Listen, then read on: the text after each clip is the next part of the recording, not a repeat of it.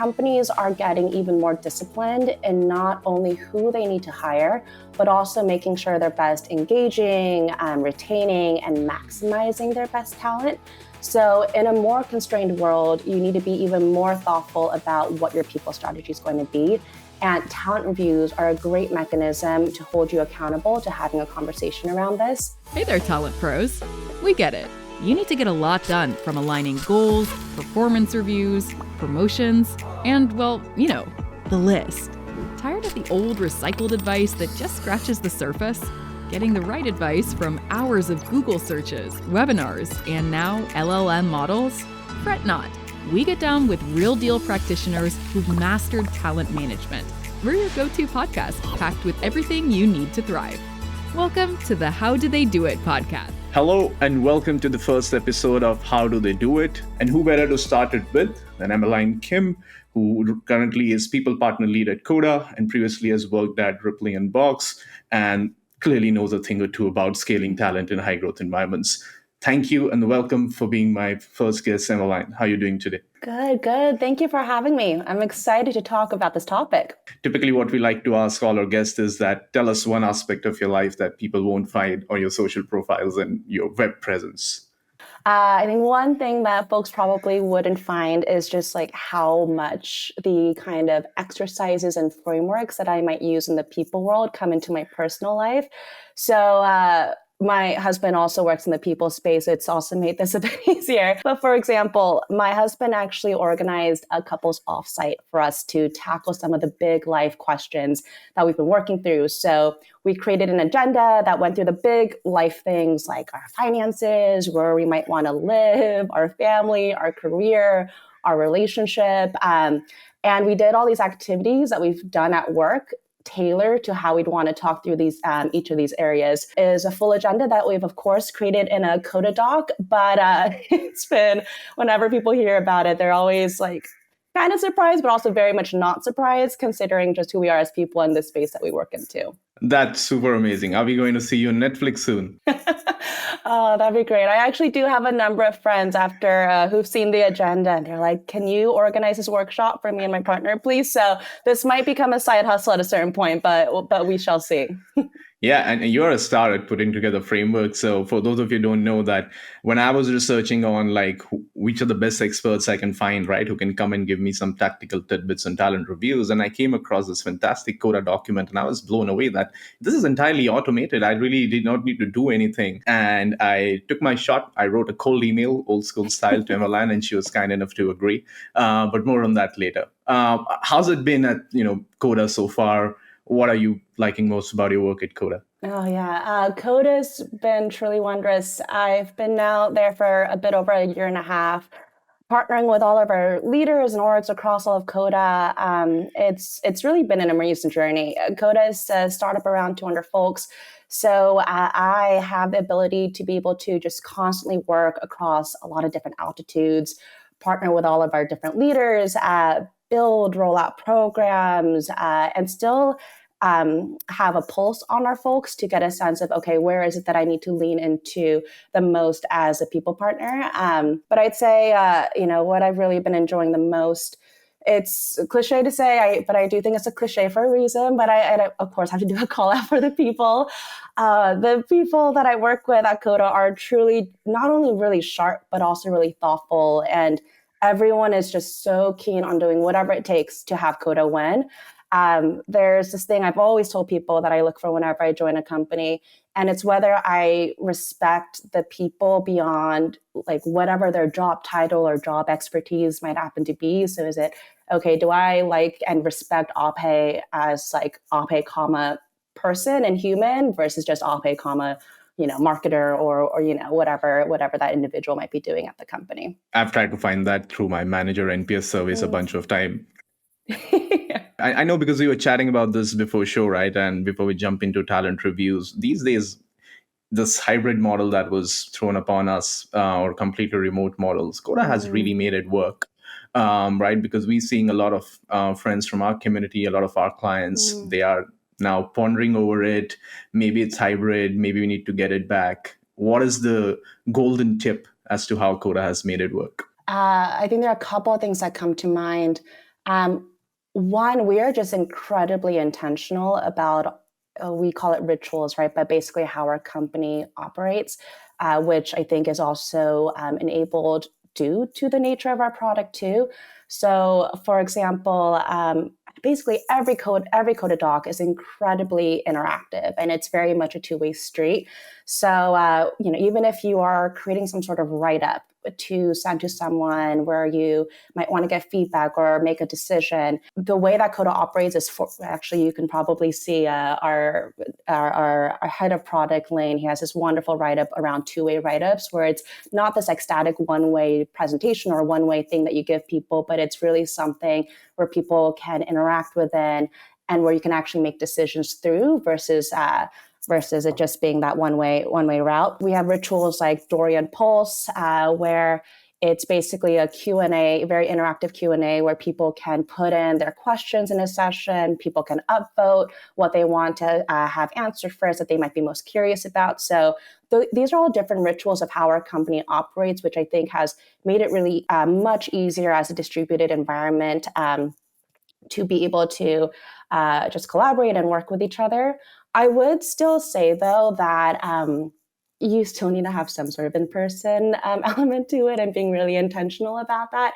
So the other thing that Coda does is once a year, we do this thing called Codathon, where we bring our entire company together to a mutually inconvenient location. It's a really robust kind of a couple days with different programming to have people engage across the company within their teams, being able to explore the town and gosh, the kind of energy that I see after just some of those in-person elements like that, I think is absolutely wondrous. So there are a number of things that Coda enables us to do more effectively distributed. But I do think being really intentional about what are still the moments in which you can bring people together, I think that's quite important as well. No, I love it. I think the use of the word deliberate and intentional, that sort of just gives me the right answer to it. Of course, now talent reviews. Now, Yes. you and I have spoken about it before. The very reason that we chose this topic and we sort of building a lot of content over it this quarter is that all of a sudden, the past 6 months, now we all know what is happening in the economic world, macroeconomic factors, competitive pressure, cost cuts, a looming recession has arrived or not arrived, I'm not sure. But suddenly, from our community, both paying customers and prospects, we were getting a lot of requests that our CEOs are asking us to do a talent review, or hey, we need to get a talent review together. I have my hypothesis, but from your experience, what could have possibly happened? There is some force out there that is Yeah. pushing this, or this is just sheer coincidence. Yeah, it's interesting because I think, goodness, for a very long time we've been saying people are our most important asset, right? But I think it's just genuinely becoming more and more real. A couple things I think are in play in particular. Firstly, the macro environment has gotten tough, right? So it's no longer a time where it's hiring frenzies all around with plenty of capital to spend, which means companies are getting even more disciplined in not only who they need to hire, but also making sure they're best engaging, retaining, and maximizing their best talent. So, in a more constrained world, you need to be even more thoughtful about what your people strategy is going to be. And talent reviews are a great mechanism to hold you accountable to having a conversation around this. Secondly, I think employees as a whole continue to expect more out of companies, especially with the workforce being more and more of the millennial and the Gen Z population in terms of, things like, hey, what am I really learning here? Am I Yeah. feeling engaged and fulfilled? How is this helping my growth? The more thoughtfully we can evaluate and plan for our talent means we can actually then be more proactive and having those specific conversations with our employees that will help provide clarity on all these fronts. Interesting. Yep, pretty much the same. I think the only elephant in the room does remain that, especially for younger startups, a term that was thrown around that maybe they were carrying excess headcount in some scenarios because, as you rightly said, that what growth was happening, and now all of a sudden, companies needed to whoever their best people are, they want to do everything still to be able to retain them. But they were certainly looking at people who have consistently been underperforming. Can they be rotated into different roles, or is there going to be a performance improvement opportunities where they can be brought up to speed? Do you think that does not get spoken about enough, or that perhaps is not that legitimate a concern? It's interesting because I think it forces the issue actually on both fronts. Like, best practice that we should always be doing, right, is like we should be very conscious about like who our low performers are and like what we're doing to really help turn them around, or if it's necessary to part ways. Or but also we should be really keeping an eye on who our top performers are too, and like, are we investing enough, are we Yeah. engaging them, are we also like maximizing what kind of impact and growth they can have? So I would actually say that the constraints that we're dealing with has perhaps forced the issue a bit more so on both fronts. Mhm. And honestly, as a people partner, whenever I go through a talent review, I am always very conscious about making sure that the like time isn't fully spent on who our low performers are and why Yeah. that is and what we're going to do. Like, I think it's so important that you need to actually, one may argue, you really should be focusing more time on your top performers, right, and thinking about how to maximize them. So it could be more, I could see that it could be more top of mind, just with the constraints uh, of how we're thinking about our lower performers, or things like that. But at least in my experience, most leaders know that they really should be thinking about both ends of that spectrum. That's a very interesting perspective you brought up, right? Because over the past years, across different roles that you've had, you would have seen periods of immense growth where there is no deficiency of capital. Let's go gung Mm, ho. We have seen a lean patch. We've seen recoveries. Before running the talent review process, how important is setting the objective that this is why we are doing it? mm. And is there some things that people leaders should definitely be doing, that no matter environment or small firm or big firm, you should definitely be doing this? Yeah, 100%. I would say, taking a slight step back on that, I think it lines up with what I think the key objective of being an HRBP should be. This is like my foremost principle, but I see my role as constantly reconciling the needs of our business with the needs of our people. Yeah. And talent review is like where a lot of that can happen. You obviously want what's best for the individual, but you also want what's best for the business and how you can accelerate both. In terms of objectives and the scene that I'll set for my leaders, it's one, like sharing that principle, right? This is not just like a people exercise for the sake of a people exercise, or development for the sake of development. This is so we can, again, not only engage, grow, and maximize our people's impact, but it's also so we can accelerate the business forward too, right? So I'll often set that scene with our leaders beforehand in terms of how I might frame an exercise like this.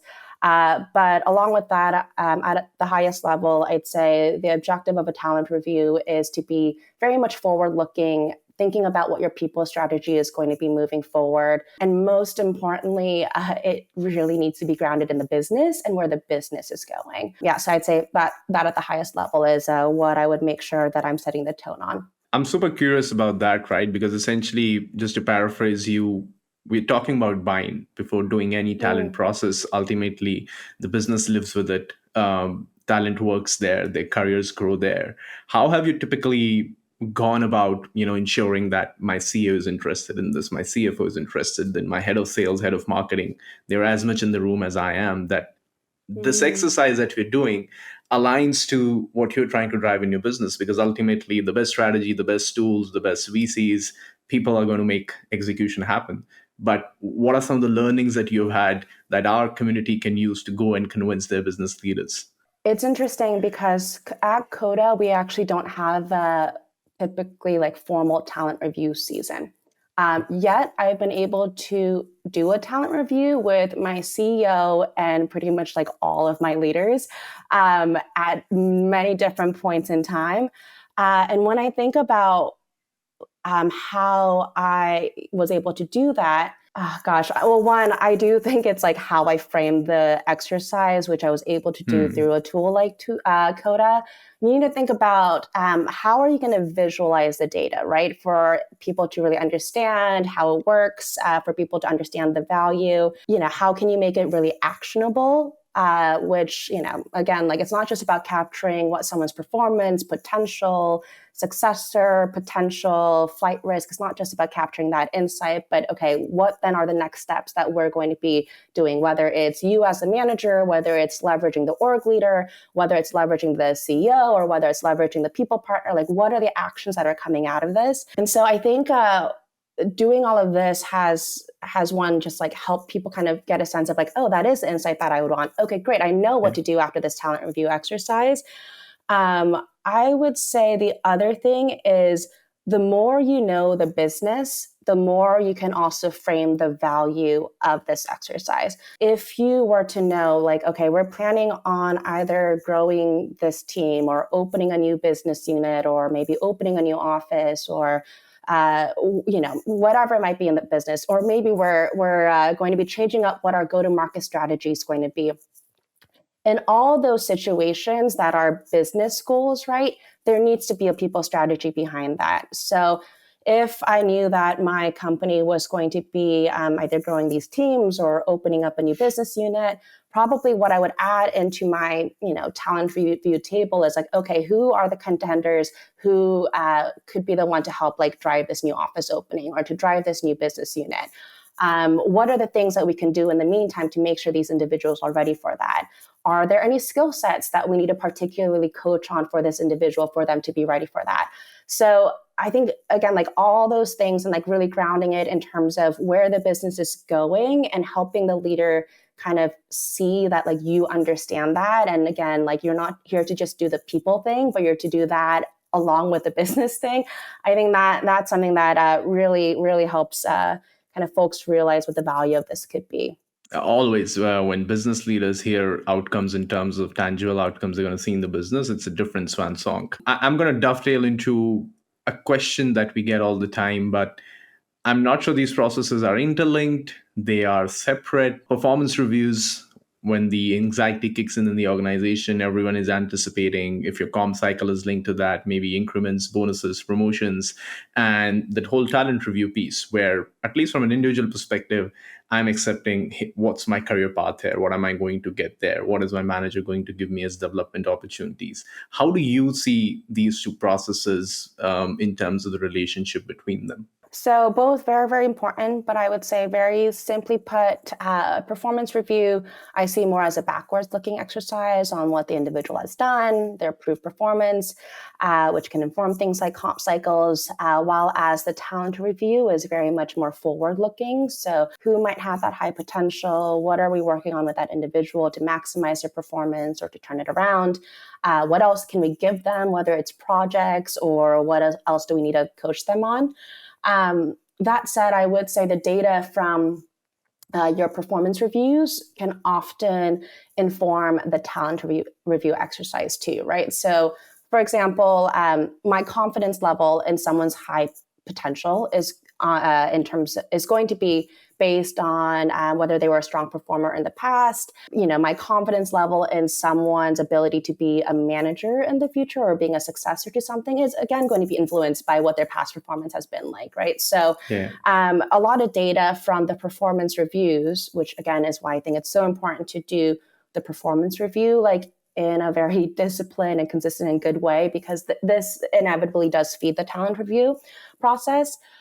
That said, I will also say a talent review done well can also shed insight on the performance piece too, right? So if someone's tagged, okay, this person has like really high potential, but their performance is like average or subpar, dig into that, right? Like why is it that we're rating their high, potential so high when their performance is like this? And oftentimes I've seen it's things like, well, I actually don't think this person's in the right role. I've seen like other great skill sets and, aptitudes come out. And so it's, and that might then create another action, right? Of, okay, let's look for a different role for this person. There's probably a way in which we can leverage this individual even better. Interesting. From practitioner perspective, right, when HRBPs are listening to this, they perhaps are running a quarterly feedback cycle or half yearly. Maybe managers are sitting right after that cycle, to give feedback. Hey, this worked well. This is where you can improve. And then maybe at a certain periodic, maybe 6 months, a talent review is also happening. They might be using a 9box or some other Mm-hmm. framework. And possibly the manager needs to have a development conversation after that as well. Mm-hmm. In terms of sequencing, have you seen something working well that space them out by a month, these conversations? Or there's really no harm if your managers can do both together? Because we Mm. typically do see that a performance conversation and a development conversation doesn't go well together in one Mm. conversation. But anything that you've seen work well, especially with technology organizations? It's interesting because I actually think where some of the where it doesn't go as well is not so much the performance review conversation with the development conversation, but it's probably the comp update too that might be coming, right? And like that, because when that happens, oftentimes, understandably so, like people are just very focused on what they got, and just distracts, I think, from probably the really good, robust conversation that managers are having around their development or whatnot. In terms of what I've seen, well. I would actually say what I've seen at Coda is probably like the best thing that I've seen, in that um, our like performance reviews and our development plans, they aren't tied to any sort of like people process. It actually can happen at any point through the year. We recommend, you should do this at least like twice a year with your individuals. But if you want to do it more frequently, the minimum that you need to do is at least once a year. But if you want to do it more frequently, then you're able to, and do it at the moments that like make sense for you and the individual, right? And like it should be very much an open conversation of like, when does it make sense to have a performance review with this individual? I think I've seen it the best when it is like fully separated like that. Um, that said, every company does it differently. I've been at companies where it's a bit more like, okay, performance review, comp update, the talent review actually being done like a couple weeks afterwards when the data is a bit more fresh in their minds. So I don't think there's necessarily a wrong way of doing it. I think you just have to be very mindful about what the trade-offs are going to be in each scenario, and Yeah. then how you need to frame it to your leaders and to your business for them to understand, what our intention is. How do you talk about it with your individuals? What are going to be some of the common questions that they come to? And do we have an answer for all of that too? What a pertinent insight you have brought up, right? I see it all the time. It's to quote Confucius, a man who chases two rabbits catches none. And we Mm, have this one large monolithic event we're doing every 6 months, and we want feedback, we want development, we want planning, we want comp also done, promotions also done. yeah. And you, I think, rightly pointed out that even for knowledge workers, maybe that one part takes away so much emphasis from the rest of it that they Mm-hmm, get sort of neglected. Food mm-hmm, for thought. It is a difficult challenge. I wouldn't say that there are organizations that have absolutely cracked it, yeah. but it'll be interesting to see sort of how the future progresses. Now we've Yeah. spoken a lot about the objective, the philosophy, and what to do. Getting into the hard data side of it, Mm. you need a model. You're a series of 50 people startup. You are 10,000 pharma company, 40 offices around the globe. What have you seen work well? 9box, is it the go-to model now? Is that what we should be using? Okay, I'm going to have to say it really depends on your business and your org. It depends on the size of your company. It depends on, honestly, probably the leaders in the room, your CEO's preference. Like so I have to say, like taking a step back, the most important model is one that is tailored to like your business and what's going to make sense for them. Um, I would actually say the talent review model that I built in Coda is probably the best that I've used. Again, like if I were to even think back on like Coda does not have a talent review process or a season where the whole company stops and we do this, right? Yeah. So I've actually been kind of surprised whenever I think about it of like how each leader has wanted to do this, even though it's not like a people program we're forcing on them. So and I think the reason why it resonates and why I think it is kind of the best model that I've seen used is because it's the type of things that people want to know about in terms of their folks, right? 9boxes are great in terms of in the moment getting a sense of how we're calibrating and what it might all be. But let's be real, like after the 9 boxes, like how often are people like really remembering like, oh, and they were in box 4 versus box 8 versus 2, right? What people are probably want to get a sense of, okay, what are like, again, who are the top performers, who are the bottom performers, what's the flight risk of like my most effective folks, what are the retention levers for these people that we need to be aware of, what are those actions that I need to like do, like what actually do I need to do after this. And so I've seen this be really effective in that I'm able to make the talent review very interactive. It's like one doc, like one living source of truth that I don't have to worry about going static. Legitimately, I went through like half of this exercise for someone's org like a couple weeks ago. We ran out of time, and my leader actually slacked me and was like, when are we going to finish that talent review exercise? And I was like, oh, this is great, like, and so so I'd say that that it's what I've actually found the most success in terms of a talent review exercise I've gone through. And you've achieved the impossible. You've created excitement in a business leader about a talent review. I know. Well, it's great. I think it's also a testament to our managers and our leaders, who care enough about this and see the value of it. So also have to give them credit. We literally have our follow-up, I think, tomorrow afternoon. So it's very top of mind for me. You mentioned one very pertinent sort of matter, right? It is data, because otherwise there are pros and cons. A lot of organizations, they do not want to completely rely on a manager judgment. They want to have a little bit of subjectivity. They do want to empower the manager, but not completely, but also have some objectivity.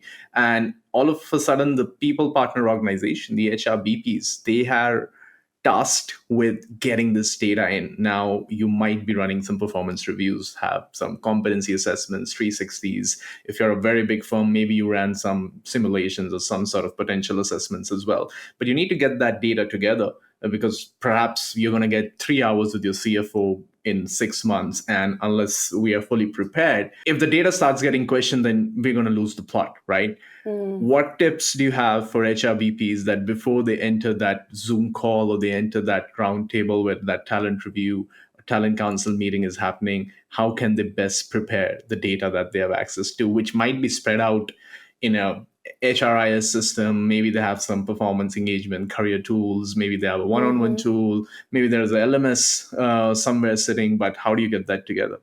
Before any sort of talent review, I would actually recommend doing a prep meeting with your org leader or whoever it is. So even if it's a quick 15 minutes, run through the agenda, run through what the ground rules are going to be for this session, run through like what tone we want to set, and then run through actually the data, right? So run through like, okay, here's what I'm going to be bringing in. Here's where it came from. Do you have any questions on this? Are there questions that you anticipate from your managers or from your other leaders that we should make sure we get ahead of? So I would say first, like that's something that I always do. You do some sort of prep meeting, especially the bigger the talent review is. And then, going from there in terms of like what actual data that you bring in and how you bring all that together. One, I think it's really important to have like calibrated performance data that's grounded in output. That's also based on a consistent expectations framework. For example, a rubric, right? But even if if there aren't fleshed out rubrics because you might be a startup, haven't built it up yet, there should be still some sort of consistent expectation setting thing, right? Whether it's the expectations you laid out in the 30-day plan for your team, whether it's the job description, right, for the roles that you've been hiring for. So there needs to be some like consistent framework that we're able to tether back to that also should inform that performance data. And ideally, the performance data ought to be calibrated across the entire org as well. So when we head into the talent review, we know all the data that's in there it's again been set against that like consistent bar. I would also make sure to like have readily available the rationale behind the performance data too. Why did we rate them a certain way? And this can, I think, then be informed by the manager and the peer feedback, bringing that in. If you've rolled out levels in your company, I would bring that in. Again, it helps with the consistency piece of how we're talking about our folks. And I would also make sure you, as a people partner, have the demographic data handy, because this will help you do checks on biases as well. especially after the exercise. So yeah, I know oftentimes all these things live in different places. And I remember in previous worlds, it was a lot of just like trying to bring together, downloading Excel sheets, putting it into like one visual. Gosh, I feel like I'm just talking about Coda a lot, but it's what I've appreciated about Coda is that I don't have to do that. It's all just kind of one source of truth that I am able to like pretty easily port in. So but I'd say those are probably the things that you need to have together. And again, doing the prep meeting is particularly important too. That's such a simple and but so powerful tip. Just anticipate the risk and get it solved before you Yeah. even step into that meeting. That's super useful. Um, you spoke about consistency a lot, right? And it is almost that something you can't do when your talent review is happening. It needs to be happening 12 months for it. And we come up with a lot of issues, right? Manager A has set up stretch goals. So now his team is looking bad because they were already set in stretch, but manager B has set up achievable goals. So now when we're sitting down with that data, now that's looking like the team B is performing really well. Or manager is really lenient. They have given, despite all the training, all the enablement, gone ahead and given, let's say you're using rating scales 4 and 5. How do you work with your business leaders and managers throughout the year to ensure that there is consistency across these definitions, these processes throughout the year, so that when we have that data, it's authentic, right? And it's not that debatable entering those rooms. Yeah, I think there are a couple things that I do. Is one, like I think the most powerful thing an HRBP often is doing is like asking all the questions. So you need to dig in, right? You need to dig in, like, okay, what are these goals? What do they actually mean? Why are these the goals? How does this actually compare to these other objectives that this other team is doing? And so I think it's just like consistently digging into the why. I think helps ensure that we're like thinking about things in the right way. Honestly, a lot of this calibration actually happens from the discussion itself too, right? So, and this is why I actually think the prep meeting with the org leader is most important, because the org leader probably has a pretty good sense of like what actually are the complexity of the projects that these different teams are doing.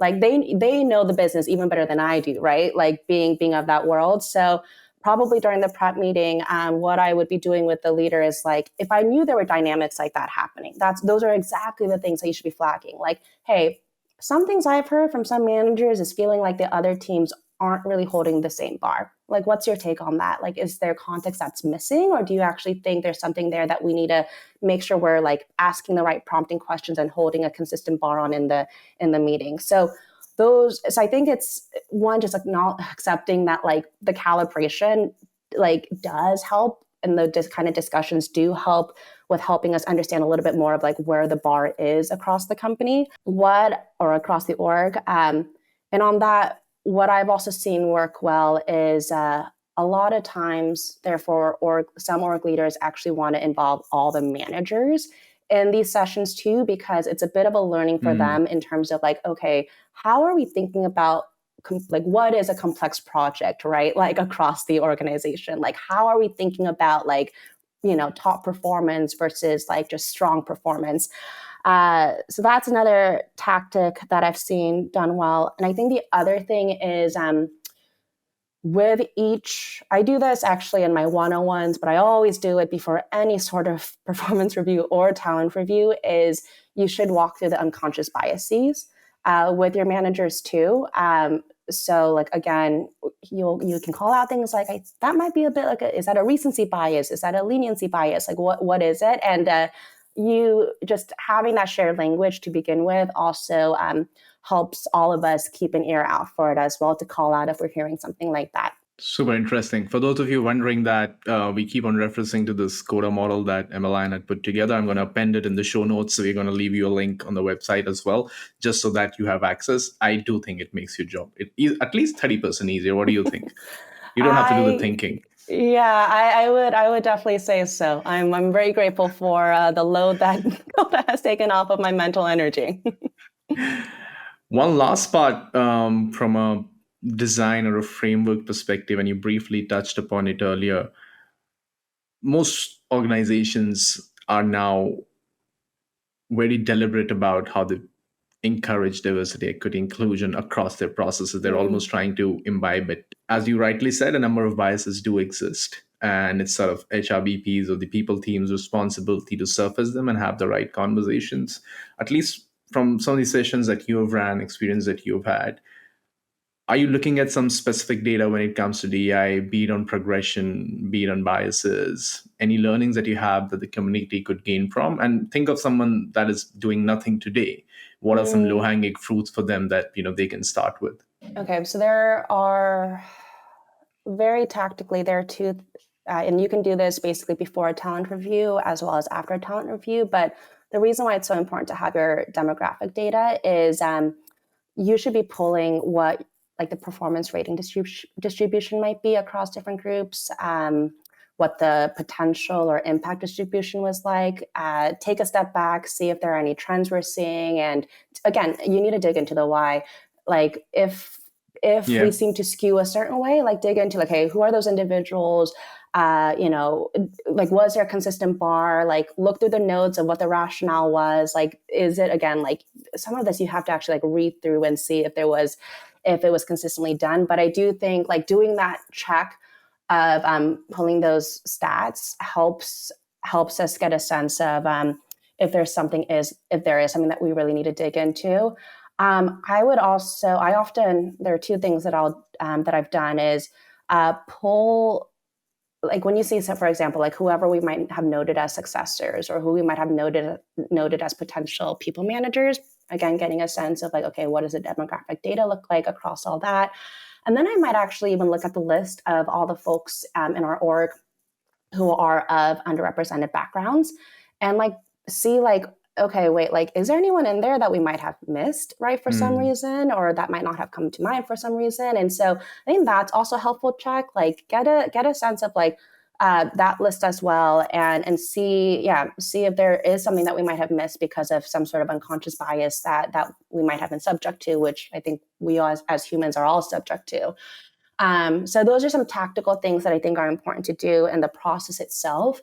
But I would say like the most important thing is to like remember you can't just address DEI in the talent reviews. It like starts way before then, Yeah. like for example, are the expectations you have for each employee consistent regardless of background? Were the rubrics written without unconscious biases? At Coda, for example, the original framework for our rubrics, we actually ran through a bias tracker, or checker, I mean, for the language, like you would run a job description through a bias checker.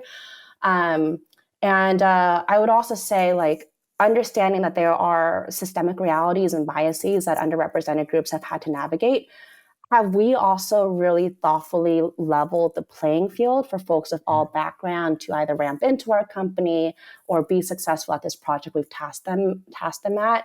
I've seen this a couple of times, but there might be situations where an individual, someone's like, oh, I don't know if they're ramping up, quickly enough. In every situation, actually, regardless of their background, I'll always look up their LinkedIn. And I might see something like, okay, this person might not have had like maybe new grad, hasn't had a bunch of internships before, joining this tech company like a lot of our other folks might have. Or maybe it's their first foray into the tech environment after working like at a bank for a long time. Like in that case, you need to be really mindful about probably spending more time on giving that individual the context up front, right? And really explicitly sharing a bit more of like, okay, like this is like how we think about the pace of how we, release code or the culture of our company and things like that. So I think it's really important to think about like all the different moments in which you're being really thoughtful about, are we setting this person up for success regardless of whatever their background might be? Super practical. I think the two or three pointers that you share, I see no reason why most people listening into this podcast cannot go back and start implementing from the word. So thank you for that, for making it really simple. Now, the last leg of my questions, my doubts that I've gathered from the community and from my research. All right, we've done the talent review. Now there's something. Everything happens for a reason. Especially any process runs because we want to achieve something, and Mhm. that is where the rubber hits the road. Now, one question from a design perspective, over there is that how frequently should we be doing it? Now, the Mm. answer, it depends, but depends on your size of the business, what do you want to get out of it. If you're not even going to do anything after the talent review, then why are you doing it every quarter? What variables should I be looking at if I'm an HRBP? Yeah, it's a good question. And again, it goes back to you need a foremost principle of like understanding the needs of the business. Yeah. It really depends on your business. So I'd say, for example, if like there are a lot of changes happening in the company, right? And if it's probably a smaller scale company in which therefore probably a lot of changes are happening because we're figuring things out and whatnot, I would probably recommend doing like very lightweight talent review checks like quarterly, right? That could be something that makes more sense in that context. As a team, grows, as maybe the changes get a bit more stable or things like that. General rule of thumb that I've seen is probably more so like twice a year doing a check on like the talent reviews. But again, you really need to think about what makes sense for your business. And there might be even some situations where it is a bit more flexible, right? Like you're doing things before maybe a new initiative, or you're doing things before like a new business plan is happening, and therefore you don't really have like a very concrete like these are the moments and we're going to do the talent reviews. So I would just make sure you first again know what's happening within the business, what's going to be most helpful. At the end of the day, for whatever business strategies we have, we need to have a people strategy with it. And a talent review is an incredibly powerful mechanism to hold ourselves accountable and ensuring we have a people strategy to align with what we need to do as a business. The next big factor, coverage. Mm. We were Series A, CEO knew everyone. Hey, we could get it done for, hey, now but the CEO doesn't know everyone. Or, hey, we are 3,000 people strong. Who do we include? Can we just do it for our top two levels? Mm. What is the pro and con of doing it just for your leadership or doing it for everyone? What changes? Yeah, I think it really depends on your audience and what insight is going to be most valuable for them, right? So, if you, I've done talent reviews in the past for orgs that are like hundreds of employees, and it might involve either all the managers or maybe just like the top leadership. Oftentimes in those situations, what they're going to remember and what's probably most valuable for them to understand are like who the top performers are, who the bottom folks are, and what I'll still often do is like let's still protect space to do call outs. So who are the other folks that we want to call out and raise for awareness within this group? And these are folks who might either be on the cusp of being like really top, in the top buckets, or who might be on the cusp of some of the bottom buckets, or people that we might want to call out of like, hey, I would love to actually connect this person with you, ex leader, to get mentorship on communication or whatever it might be. So I do still think it's great to have protected time to do call outs and providing the dimensions of who you should call out for this Mhm. audience. That said, I've also run talent reviews for like smaller teams, around 15 to 20 people or so. And in those instances, I've seen there be a lot of value actually going through every single individual. From a time perspective, it's manageable. But also, usually when you're of that size, it's probably more likely that each person is having like a pretty big impact, whether it's because of the Yeah. size of your company or the size of the team, or maybe the roles are actually a bit more unique from each other too, right? So I know that in those instances, the insights on each person is going to be really valuable for everybody in the room. So that's what I would ask is like, what does that audience need to know about? What are going to be the insights that are going to be most valuable? And that's where you can start to kind of cut the line in terms of who you're going to discuss. Makes sense. One last part when it comes to the outcomes is talent review for the large part is a discussion that you're having on your talent, right? Their Hmm. strengths and what are the gaps that you have across the organization, a bunch of analysis, but some decisions must be made. And what have you seen that outcomes that are when connected to talent reviews generate a positive buzz in the organization? Is it career progression? Hey, this is our bench strength. Maybe these three people can become a head of sales in the future. Here are dev journeys for everyone that we're going to ping in into our HR software.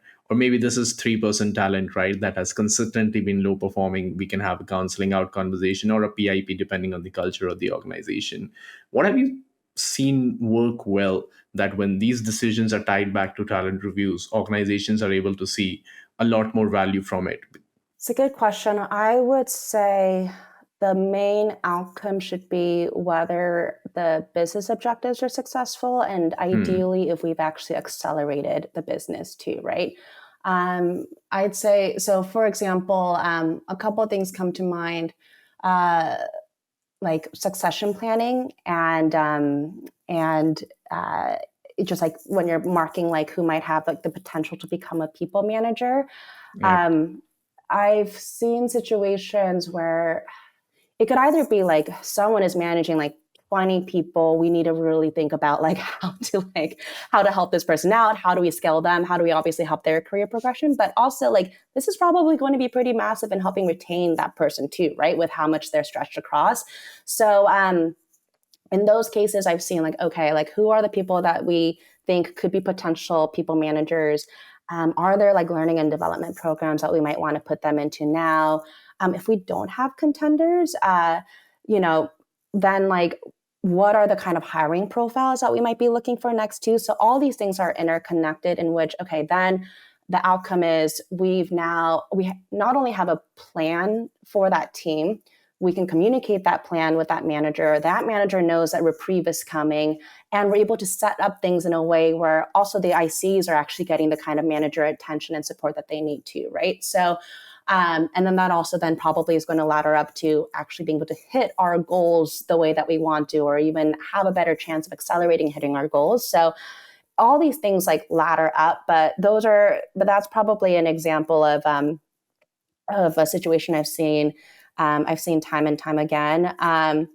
The other thing that I think is a really important outcome is really being able to get ahead of retention risk. Hmm. Because, oh gosh, when someone leaves a company, especially when they're like really essentially critical, it is incredibly painful. It is something that's actually going to probably affect how you've hit your goals or the morale of your team or whatever it is. So I Yeah. think what is really important, and which is why I've also added this to my talent review toolkit, is like get a sense of what the flight risk is for each individual, get a sense of what is most important for that person and why. Is it their career development? Is it their compensation, right? Is it having more interesting work? Is it having less work on their plate? And then we can think about, okay, then what do we need to do to make sure we get ahead of that and really make sure we engage in that person? And that, oh gosh, it's awesome. It brings me so much joy when we have a Yeah. conversation like that. The manager then like goes and talks to that individual or has a career development conversation with them. And then I hear from that IC like, oh, it's great. This was on my mind. My manager had a conversation with me about it. And like, now I feel like really clear and excited about that next thing I'm doing. And like, I'm just like, oh, it's awesome that that individual didn't tell me first for me to Yeah. then share with the manager. It's like they actually got that direct, proactive touch from their manager, which now has them feeling even more engaged and probably, will be even more effective in their role as well. Yeah, I could see your eyes light up, and we see this all the time, right? Proactive manager action. Like, if only we could get to that. That's really it from my side, Emmeline. This was so power packed, and I know I've kept you longer than I promised, but I hope our committee gets a lot of value from this. I ran out of bullet points of tips at one point. I was still trying, but then I realized I'm going to go back to the recording to capture this. Thank you so much. Any Yeah. parting tips that you'd like to give to the talent community? Your golden nugget. I know I talked about the business a lot, but again, I think the top tip is like really know your business. I will share a story that was shared with me very early in my people partner career. One of my, chief people officer at that time, she told me like this should be the goal of a people partner. Say you're in a leadership team meeting with your client group. Someone walks into that room. They have no idea like who anyone is or what their role is.